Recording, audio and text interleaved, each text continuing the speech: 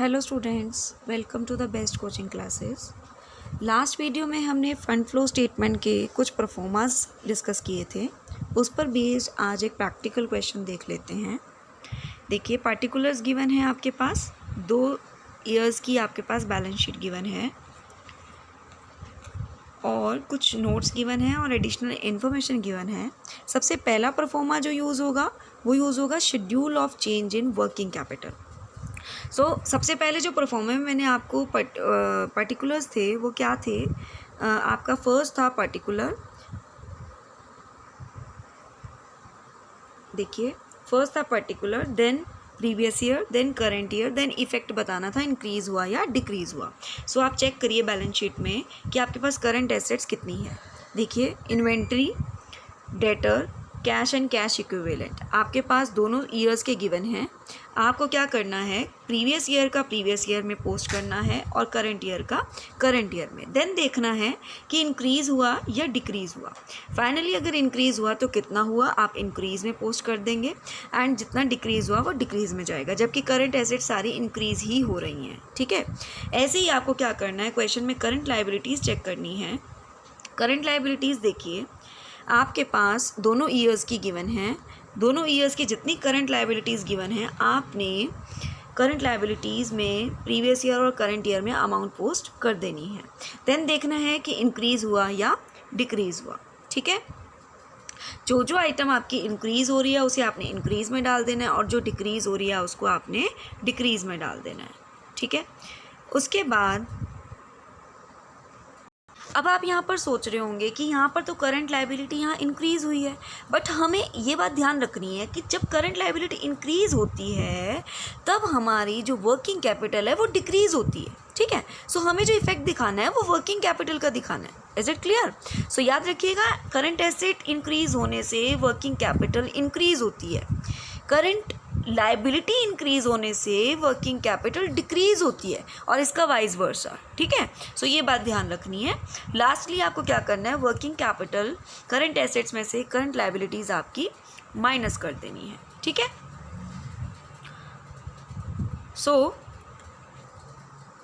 Finally आपके पास निकल कर आ जाएगा कि फाइनली आपकी वर्किंग कैपिटल इंक्रीज हुई टोटल में या डिक्रीज हुई। क्लियर है? सबसे पहले हमने पहला परफॉर्मा कवर अप कर लिया है। अब चलते हैं नेक्स्ट परफॉर्मा पे, जिसमें हम फंड फ्रॉम ऑपरेशंस निकालते हैं। सबसे पहले इसके लिए आप क्वेश्चन में चेक करते हैं कि आपके पास नेट प्रॉफिट कितने गिवन है। ठीक है, स्टार्ट करते हैं चेक करना। देखिए ऊपर कितने गिवन है, देखिए नोट्स में गिवन है आपके पास प्रीवियस ईयर 2014 में माइनस में है 50,000 एंड 15 में प्लस में है 60,000। ठीक है, अब आपने क्या करना है, आपके जो पहले माइनस में थे, है ना, आप क्या करते हैं वैसे, current year minus previous year, ये तो आपका फॉर्मूला रहता है। अब आपने करंट ईयर के अमाउंट लेने हैं, माइनस तो फॉर्मूले का रहेगा और माइनस प्रीवियस ईयर, क्योंकि प्रीवियस ईयर की अमाउंट माइनस में है, वो माइनस माइनस मिलकर प्लस हो जाएगा। आप देखिए 60 माइनस माइनस 50 यानी कि 60 plus 50 that is 1,10,000। Is it clear? उसके बाद नॉन ऑपरेटिंग और नॉन फंडेड एक्सपेंसेस आपने ऐड करने हैं। देखिए आपके पास डेप्रिसिएशन नीचे एडजस्टमेंट्स में गिवन था। ठीक है, 40,000 ड्यूरिंग द ईयर, आपने ये क्या करना है, प्लस कर देना है। उसके बाद अगर आप क्वेश्चन में चेक करें, आपके सेकंड आपकी एडजस्टमेंट क्या गिवन है कि इन्वेस्टमेंट जो है वो 10,000 की क्या हुई है, रिटर्न ऑफ हुई है, मतलब राइट ऑफ की गई है। ये भी आपने क्या कर देनी है, फर्दर ऐड कर देनी है। ठीक है, उसके बाद आप क्वेश्चन में और चेक करें कि आपके पास जनरल रिजर्व में कितना ट्रांसफ़र हुआ। आप देखिए पिछले साल आपके 1 लाख रुपये जनरल रिजर्व के थे, अभी आपके 1,20,000 रुपये हैं, यानी कि 20,000 ट्रांसफ़र किया गया है। ये भी क्या हो जाएंगे, ऐड हो जाएंगे। ठीक है, और थर्ड एडजस्टमेंट आपकी गिवन थी 5,000 इक्विटी शेयर 10 के हिसाब से आपने एज अ बोनस शेयर देना है। ये भी आपको क्या करना है, वापस ऐड कर देने हैं, और इस सब से आपके पास निकल जाएगा फंड फ्रॉम ऑपरेशन। देखिए आपने सारी आइटम्स जो भी एक्स्ट्रा थी, जो नॉन ऑपरेटिंग थी, वो आपने वापस ऐड कर ली, और कोई आइटम्स एक्स्ट्रा क्वेश्चन में नहीं गिवन है, तो आपके पास फाइनली फंड फ्रॉम ऑपरेशन आ जाएगा। थर्ड हम चलते हैं फाइनल स्टेटमेंट की तरफ, fund flow statement. Fund flow statement में सबसे पहले लेफ्ट साइड में आपके बनते हैं सोर्सेज ऑफ फंड्स और राइट साइड आपके एप्लीकेशन ऑफ फंड्स, ठीक है। सोर्सेज ऑफ फंड्स में पहला आता है फंड फ्रॉम ऑपरेशन, जो कि आपके 2,30,000 आपने फाइंड आउट कर ही लिया है। उसके बाद आप क्वेश्चन में चेक करेंगे कि आपके शेयर्स डिवेंचर्स कितने इशू हुए, ठीक है। आप देखिए क्वेश्चन में आपके पास जो शेयर्स की इन्फॉर्मेशन है नीचे नोट्स में एक्स्ट्रा गिवन है। देखिए आपके शेयर्स कितने इशू हुए हैं। देखिए इक्विटी शेयर 50,000, ये तो आपके बोनस शेयर थे, है ना, क्योंकि एडजस्टमेंट में गिवन थे। आगे चलते प्रेफरेंस शेयर की तरफ 40,000 इंक्रीज़ हुए हैं, तो आपने ये ले लेने हैं। उसके बाद आप क्वेश्चन में और चेक कर लें।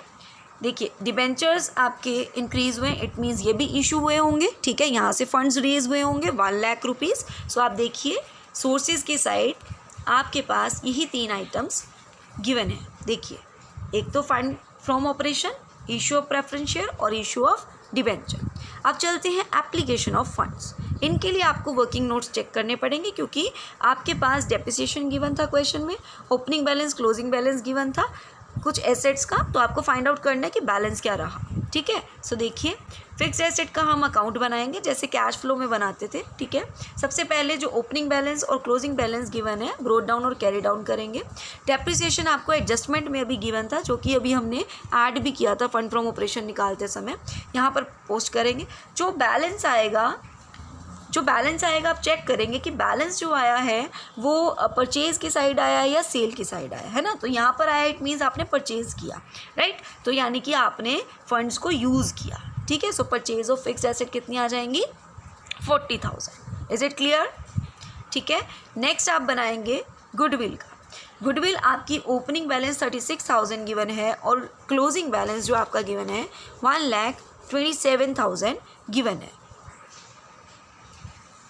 आप ये क्वेश्चन में देख सकते हैं intangible asset goodwill 36,000 opening, closing 1,27,000। It means कि आपने गुडविल परचेज़ की है, राइट। सो जितनी परचेज़ की है वो बैलेंस आ जाएगा और वो आपने sources of application of funds में आपने लिख देना है कि आपके जो सोर्सेज फंड्स हैं वो यूज़ हुए हैं, अप्लाई हुए हैं, ठीक है। नेक्स्ट आपके पास आता है इन्वेस्टमेंट से रिगार्डिंग।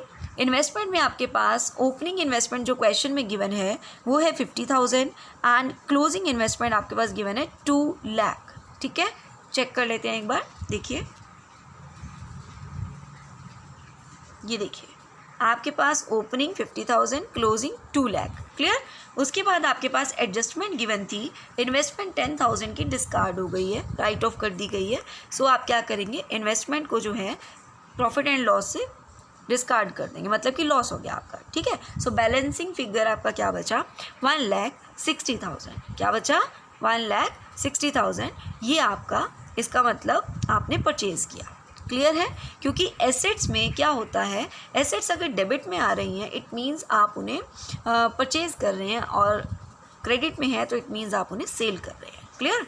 मतलब अकाउंट के पॉइंट ऑफ व्यू से, अगर जनरल एंट्री के पॉइंट ऑफ व्यू से समझाएं तो जैसे आप परचेज़ करते हैं तो बैंक टू एसेट आती है, राइट। और अगर सेल करते हैं तो asset to bank, sorry sale करते हैं तो bank to asset, sorry entry reverse हो गई।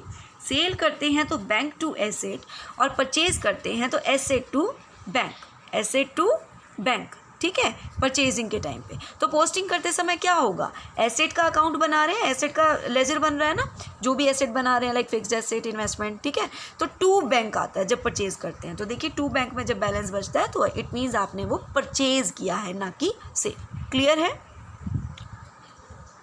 लास्ट में आपने देखना है जो भी आपका बैलेंस बचेगा, यहाँ पर जो भी आपने दोनों साइड्स का बैलेंस बचेगा वो आपका क्या बचना चाहिए, वर्किंग कैपिटल जो आपका फाइंड आउट हुआ था। अगर ये सेम आ जाता है इट मीन्स आपका क्वेश्चन सही है, अदरवाइज आपका क्वेश्चन गलत है। होप आपको ये क्वेश्चन क्लियर हुआ, ठीक है। ऐसे ही आपने बाकी क्वेश्चंस जो है वो करने हैं, यही वे रहेगा। आपको तीनों परफॉर्मा अच्छे से आने चाहिए, ठीक है, और फंड फ्लो का मीनिंग पता होना चाहिए, क्लियर है।